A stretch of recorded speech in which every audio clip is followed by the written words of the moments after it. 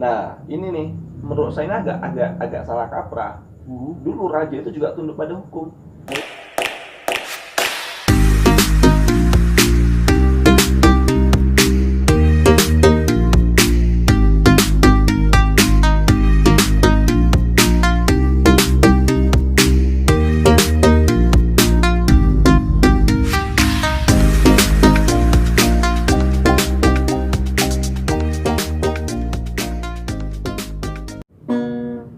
Pak, aku mau curhat Pak. Ya. Aku tadi dari rumah atau kesini tuh, Nah, kok banyak orang tuh ngawur ya Pak ya. Maksudnya oke lah kita PSBB pakai masker gitu kan wajib. nah. Tapi kalau mereka naik motor tuh nggak pakai helm tuh loh. Pakai masker tapi nggak pakai helm. Ya oke. Terus lampu merah ngelanggar gitu ya? Lampu merah pun juga kadang labas, kadang ada yang boti. Maksudnya piye tuh kesadaran hukum orang Indonesia ini kok seolah-olah lama sekali tuh loh Pak menyadarkan hukum meskipun dalam hal yang terkecil sekalipun lah dalam berlalu lintas gitu loh. Kendalanya tuh di mana sih sebenarnya kalau kita lihat dari sosiologi gitu? Kalau dari sosiologi agak sulit tuh. Suka watak Indonesia gitu gimana sih sebenarnya emang Tapi, bisa pemberontak dan juga sih. Kalau saya pernah lakukan kajian tuh, penelitian tuh. Jadi kalau menurut salah satu perspektif saya, problemnya itu sebenarnya bukan hanya di masyarakatnya, tapi di hukumnya. Lah, hukumnya kayaknya udah tegas loh Pak, udah ada polisi gitu kan. Kalau ada orang melanggar tuh ya dicegat, ditilang. Tapi ada orang tuh udah ketilang bolak-balik tuh, bolak-balik itu malah bangga tuh loh. Apalagi kalau mereka bangga dengan cara lepas cuma-cuma atau ngasih duit gitu. Mereka tuh bangga Pak. Sehingga melanggar hukum itu menjadi sebuah kebanggaan sendiri buat orang-orang itu. Apa sih? Temenmu itu? Beberapa orang Pak, dan mereka merasa bangga aja loh bisa melawan aparat hukum. Apakah aparat hukumnya itu sudah kadung membuat masyarakat kecewa sehingga menganggap atau sehingga dianggap masyarakat sebagai sebuah musuh? Atau emang aparat hukum tuh tidak punya power apa-apa? Jadi gini, problem itu kan sebenarnya itu kan akibatnya ya. Jadi sebenarnya itu kan ada sebabnya. Satu gini, masyarakat kita itu emang tahu hukum enggak? Mereka hukum secara umum tahu bahwa oh ini kira-kira melanggar, ini kira-kira enggak. Tapi mereka itu sebenarnya tahu hukum enggak? Atau gini, paling gampangnya adalah saat Danar ke tukang angkringan gitu kan, atau ke tukang beca gitu, tanya aja, Bapak tahu hukum enggak? Kira-kira jawabannya apa? Mungkin enggak. Nah, problemnya itu hukum itu di Indonesia itu kurang membumi. Dan hukum itu di Indonesia aspek law enforcement-nya itu hanya didominasi oleh aparat penegak hukum. Beda kemudian jika semua masyarakat itu mereka merasa memiliki hukum, mereka merasa wajib untuk bersama-sama menegakkan hukum, dan hukum itu law enforcement-nya, penegakannya dilakukan secara organik, jadi bersama-sama dengan masyarakat. Berarti selama ini hukum itu sifatnya eksklusif dong Pak? Hanya orang-orang kalangan atas saja yang mengetahui hukum gitu? Bukan kalangan atas saja, tetapi hanya kalangan tertentu saja yang mereka sebenarnya konsen dan fokus untuk mempelajari itu. Karena gini, problemnya adalah kalau dalam penelitian saya itu ada distorsi dan alienasi. Apa itu distorsi? Distorsi itu ada ketidakjelasan dari hukumnya dengan masyarakat. Jadi gini, produk hukum ada nih, produk legislatif, itu kan produk hukum, legislatif, eksekutif dan lain sebagainya. Banyak kan produk hukumnya. Tapi kemudian apakah masyarakat itu benar-benar paham dan mengetahui hukum itu? Tidak menurutku Pak. Atau problem utamanya terjadinya karena distorsi tersebut, ketidakpahaman tersebut, apa karena kita dalam konstruksi teoritiknya kita salah menerapkan hukumnya atau salah membangun cara berhukumnya? Bisa jadi itu Pak. Nah, Karena aku menganggap hukum itu bukan menjadi sebuah budaya untuk masyarakat Indonesia. Itu hanya sebatas aturan legalnya saja. Yang melanggar dapat hukuman, yang patuh itu nggak ada apresiasi apa-apa. Nah, kalau itu sebenarnya pernah ada di kaji Friedman dalam sosiologi hukum, dia mengatakan gini, yang dapat punishment itu jangan hanya melanggar, tetapi yang kemudian menegakkan atau bersama-sama membantu menegakkan juga dapat reward. Nah, itu Pak. Karena menurut dia dalam pandangan sosiologi, orang itu sebenarnya mencari untung dan rugi. Nah, jadi kemudian bahasanya kita harus memperbanyak justice kolaborator lah, bahasanya. Tapi gini, kalau kita masuk lagi ke dalam ranah teoritik, ada pertanyaan yang menggelitik gini. Saat kita di kelas gitu, kita tanya kepada mahasiswa gitu, wah kalian sudah belajar PIH belum, pengetahuan hukum? Sudah gitu kan. Yang kalian pelajari teori hukum dari Indonesia atau dari luar?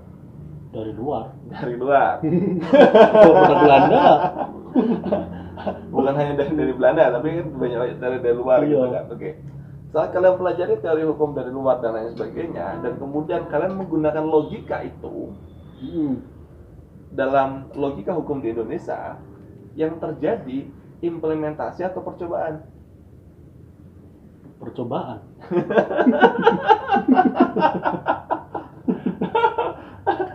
Walaupun sebenarnya ini tidak, ini sebenarnya bukan yang benar-benar, ini perlu dikaji ya, sebenarnya benar-benar perlu dikaji ya. Tapi itu sebenarnya itu mendasar sebenarnya. Kalau kita dalam tahap pola atau metodenya gitu, kita caranya gitu kita sudah agak kurang tepat nih gitu kan. Bagaimana kemudian nanti dalam tahap kelanjutannya, implementasi dan turunannya akan runyam gitu kan. Makanya gini, harusnya aspek hukum kita itu diambil dalam koridor perspektif kelokalan. Gimana tuh Pak contohnya Pak? Contohnya gini, saat saya tanya hukum itu, yang saat tadi tanya hukum terhadap tanya hukum kepada tukang beca, tanya hukum kepada tukang angkringan dan sebagainya, itu yang ada di benak mereka hukum itu apa? Aturan, undang-undang, aturan dan lain. pasal. Padahal kalau kita mengacu pada bahasa Belandanya nih, ada lex, ada ius, kan gitu. Lex itu undang-undang, ius itu hukum. Jadi undang-undang dengan hukum itu merupakan dua hal yang berbeda. Undang-undang adalah bagian dari hukum. Kenapa hukum itu hanya dimiliki atau diatribusikan sebagai undang-undang saja? Enggak, itu enggak fair. Terus? Nah, kalau kita melihat dulu nih sebelum amandemen UUD 45, dulu ada namanya penjelasan, iya nggak? Oh iya. Nah, di penjelasan itu padahal disebutkan gini, bahwa Indonesia adalah negara hukum, kurang lebih ya bahasa itu ya. Indonesia adalah negara hukum. Hukum yang diakui di Indonesia adalah hukum tertulis dan hukum tidak tertulis.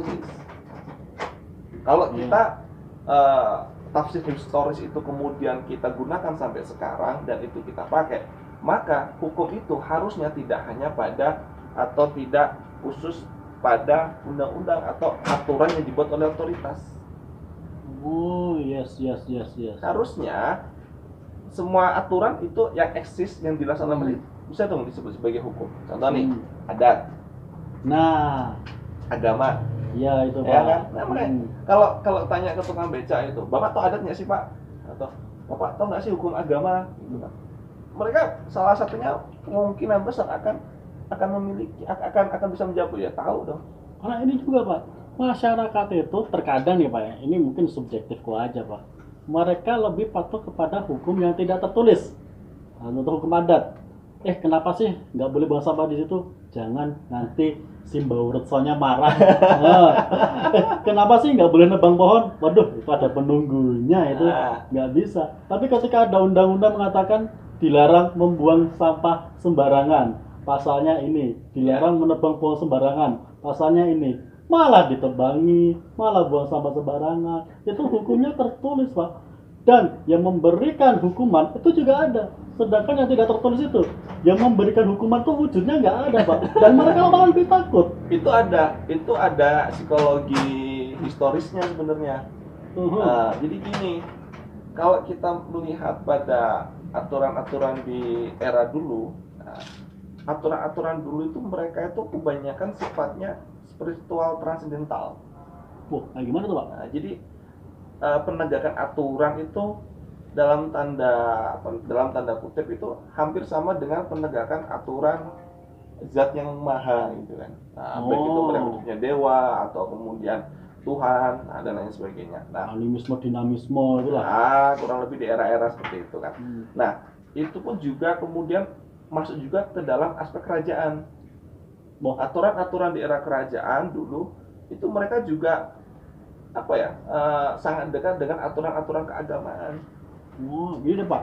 Pak Ilham tuh pernah meneliti tentang sejarah nih Pak ya. Masyarakat sejarah zaman dulu tuh kayak gimana sih Pak? Era Majapahit itu apakah mereka tuh patuh tunduk terhadap hukum yang diciptakan kerajaan atau emang mereka tuh ada sifat-sifat memberontak untuk melawan rajanya gitu Pak?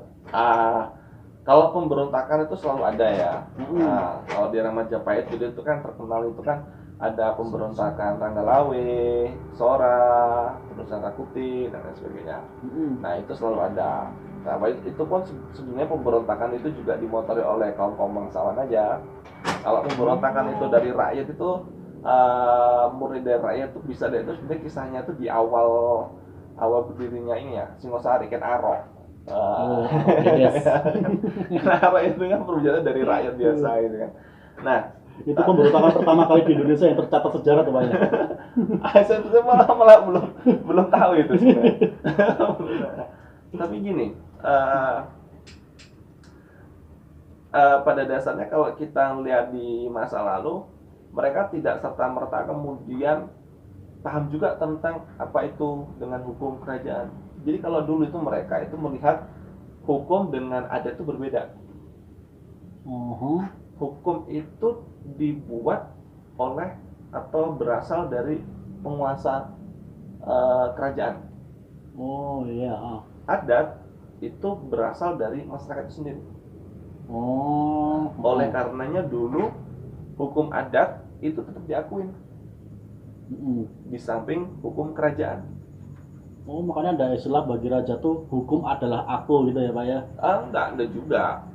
Nah, ini nih menurut saya ini agak salah kaprah. Dulu raja itu juga tunduk pada hukum. Oh ya? Oh iya. Bukan raja yang menciptakan hukum? Raja enggak ada istilahnya kemudian. Kalau kemudian sabdo pandito ratu bahasanya ya, itu semacam kebijaksanaan sebenarnya. Karena raja itu harus tunduk pada dharma. Dharma itu hukum. Kalau kemudian raja itu ada sabda raja itu adalah hukum, itu sebenarnya lebih pada itu sebenarnya perintah. Perintah itu dilaksanakan. Dan mereka juga punya sistem hukumnya dan sifatnya tertulis. Dan kadang-kadang gini loh, orang kemudian melihat, wah kita kan yang tertulis itu yang modern dan lain sebagainya. Padahal enggak, tertulis itu, hukum tertulis itu sudah ada sejak 2000 tahun sebelum Masehi. Di era Hammurabi. Hammurabi itu siapa Pak? Hammurabi raja. Zaman dulu. Zaman di luar sana gitu kan. Makanya Kodeks Hammurabi gitu kan. Itu dengan pasal-pasal yang juga sangat detail. Jadi tidak kemudian hukum yang maju itu tertulis enggak juga. Karena hukum terus itu juga hukum yang sudah sangat kuno sebenarnya. Dan itu sudah diaplikasikan juga di era kerajaan-kerajaan. Nah, kalau kayak gitu gimana sih cara kita mengkomparasikan antara hukum yang tidak tertulis dengan hukum tertulis sehingga itu bisa menjadi acuan bagi semua masyarakat gitu loh Pak? Karena aku melihat gini Pak, Eropa itu membangun kebudayaan hukum itu memerlukan waktu ratusan tahun. Jepang pun juga sama dengan begitu. Bahkan masyarakat Jepang sedari kecil, dari kelas 1 sampai kelas 3, bukan mata pelajaran yang diajarkan, tapi lebih kepada sikap kaizen atau sikap kebijaksanaan. Dalam artian disiplin, tertib antri. Nah, Eropa punya seperti itu. Dan itu memerlukan waktu ratusan tahun, Pak. Indonesia baru tahun ini 75 tahun merdeka, Pak. Apakah sebenarnya mesti menunggu ratusan tahun juga? enggak, harusnya Indonesia itu juga kita sudah punya pengalaman ratusan tahun loh. Hanya saja itu tidak dilanjutkan, tidak berlanjut. Jadi ada semacam amputasi budaya hukum sebenarnya di Indonesia itu. Jadi gini, contohnya gini, kalau kita ngelihat sejarahnya ini sebenarnya ini bisa sangat panjang ini kalau kemudian dibahas ya secara detail ya. Tapi begini, fase kerajaan hukum adat dengan hukum kerajaan harmoni. Gambarannya aja nih ya. Fase kolonial awal-awalnya nggak harmoni tapi kemudian harmoni. Artinya kolonial mengakui juga tuh keberadaan hukum adat dan segala macam peranata sosialnya. Tetapi saat kita memasuki era republik malah kebalikannya. Iya.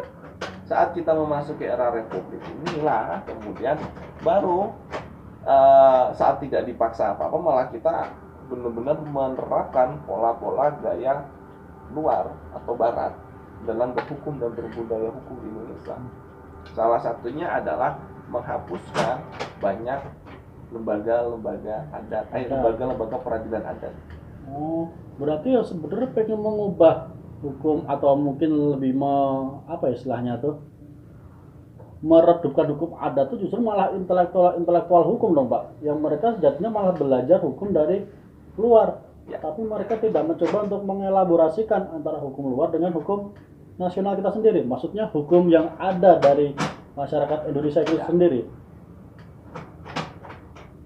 Oh, jadi ketika hukum dari barat katakanlah ya, atau dari luar Indonesia dibawa masuk ke Indonesia, tiba-tiba semua rakyat itu dipaksa untuk tunduk dan patuh terhadap hukum yang dibawa dari luar itu, maka akan menjadi sebuah kewajaran Pak bagi mereka untuk menentang.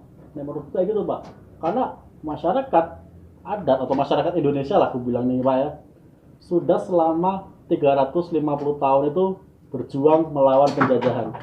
Jadi mungkin ada sedikit traumatik terhadap feodalisme atau imperialisme. Karena gini sih sebenarnya problemnya adalah tadi itu saat kita menggunakan berbagai macam teori dari barat yang itu sebenarnya dalam kultur dan akal budi dengan bangsa kita itu sebenarnya agak berbeda. Itu kemudian saat masuk ke kita kan agak otomatis agak sulit kan, orang itu secara umum bisa menerima kan agak sulit. Itu yang harusnya menjadi refleksi bersama sebenarnya, terutama juga oleh para stakeholder kita hari ini dalam arah hukum ke depan itu seharusnya itu bagaimana. Jadi bagaimana caranya orang itu akan patuh terhadap lampu merah walaupun di wilayah tersebut nggak akan ada polisi. Nah itu Pak, bagaimana itu sebenarnya barometer yang paling simpel ya.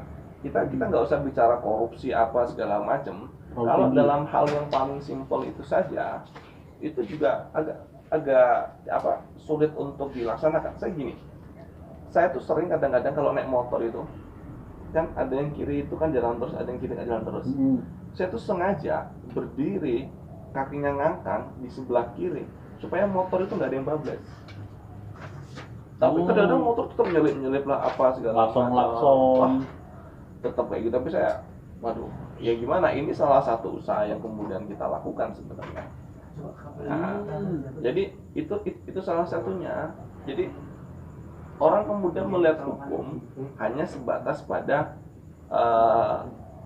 polisi lah, kemudian atau aparat penegak hukum lah. Mereka hanya melihat hukum pada batasan itu, tidak kemudian melihat hukum dalam simbol-simbol yang lebih umum seperti tanda-tanda lalu lintas apa. Belum yang merasuk sampai segitu. Tapi bisa nggak sih kita menggunakan hukum adat itu sebagai jembatan menuju masyarakat yang patuh terhadap hukum positif? Bisa. Karena gini, sebenarnya enak-enak aja sih sebenarnya ya. Contoh nih, kenapa orang terhadap adat itu lebih patuh? Tahu nggak kuncinya gimana? Menurutku ada unsur mistikologinya Pak. Enggak juga. Karena contoh nih, karena Danar dari kecil itu sudah diajarkan tentang adat istiadat.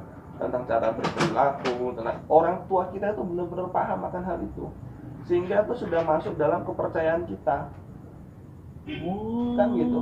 Iya, Kita juga dari contoh nih masalah tadi ada workshop apa segala macam, itu kan karena ada psikologis sejak kecil bahwa wah hati-hati nih kalau sana ada ininya apa, itu kan gara-gara ada unsur psikologisnya. Jadi secara kognitif di dalam pikiran kita gitu kan, itu sudah terpatri dan mentalnya kemudian terbentuk dari situ.